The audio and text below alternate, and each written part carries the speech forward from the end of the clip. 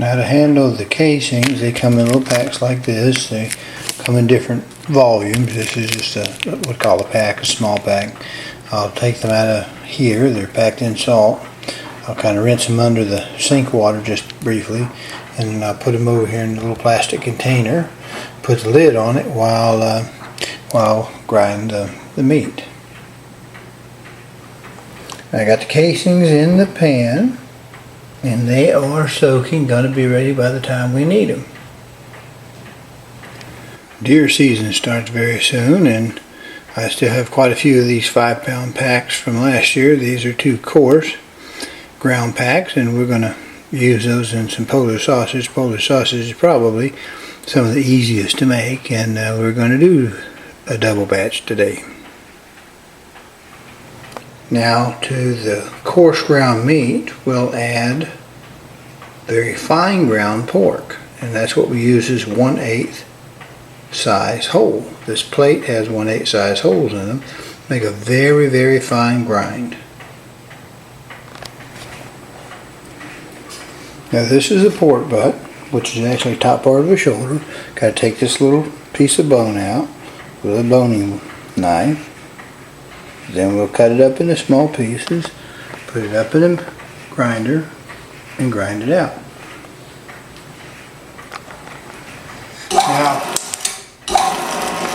Now what makes sort of the glue that's going to hold in around that coarse venison, or if you did beef, or coarse ground some pork even, we'll use this fine ground through this 1/8 hole. This 1/8 plate pork will act as sort of a cement for our Polish sausage.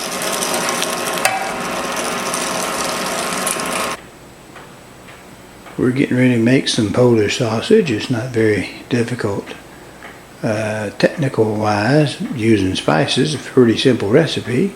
The most difficult part about it is we use 2 different grinds. We use a coarse grind, usually a little beef, or in this case deer. We're using some coarse ground deer from last year, and you get it out of the freezer. And we're going to use a 1/8 grind pork that acts as a binding meat. Very, very fine, very, very smooth. We're going to take some out of there and push it in this bowl till we get a 5-pound batch.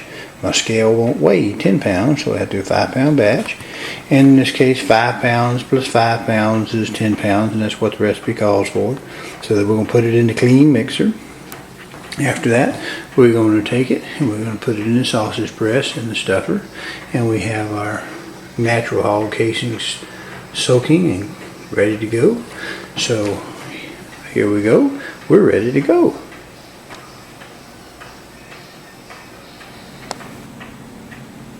Now I'm going to say a little bit about measuring your spices.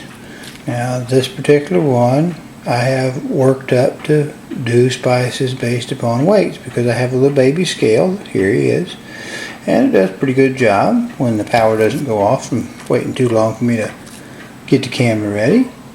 And it's just real simple to operate. You push the button, turn it on, and it sets the zero or the tare. And you come over here and you push this little button over there to turn it to from grams to ounces. And now I'm just going to push in my 1.2 ounces of garlic powder. And I got to look through my viewfinder, so hopefully I won't make too big of a mess or overshoot it. But sometimes it's just easier to do this. And this is actually doing your spices by weight.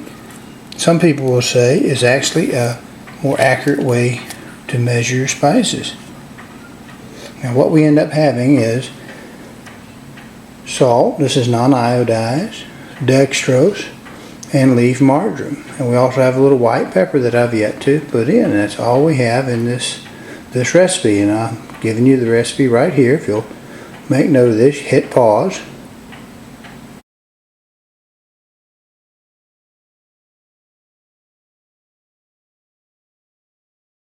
Take it down.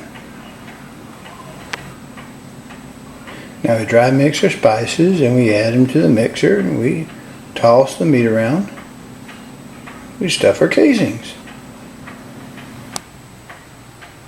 I went ahead and mixed up both batches together. It looks like the mixer was going to hold them. Now I have taken out a little sample piece here, as we should do. And we're going to take it over here to the microwave. Got a little more deer meat going for the batch sausage coming on after this one. Put this in here. I'll cover it up, microwave it, and sample it.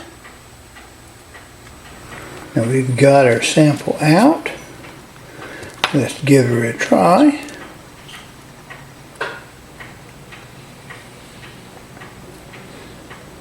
Well, that's just perfect the way that is.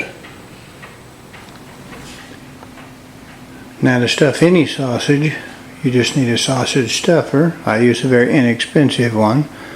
This one is of import status. It comes with these 3 white stuffer tubes. I've added the red one and the aluminum one for doing small stack sticks. It has a tank. The way it works is you add the meat to the tank. You place the tank under the stuffer. The stuffer has a sealing ring, this silicone sealing ring. You need to take this off every time that you wash the unit. You have a little air valve. It's a little flapper at the bottom that won't let meat pass, but it lets a little air out. The gears, as you turn the handle, push the piston down, and it forces the meat down the cylinder and out the tube, and that's all there is to it.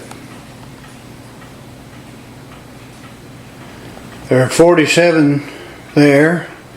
There's 5 pounds left in the can, and I need to get these under refrigeration, so we have to take a stopping break to desalinate some more casings.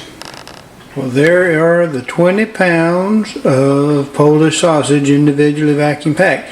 Now we just have to do our stick-on labels and put them in the freezer. Be sure to break your equipment all the way down, cleaning all the cracks and crevices, and remember to dishwasher as appropriate all the pieces and parts that are suitable to do so.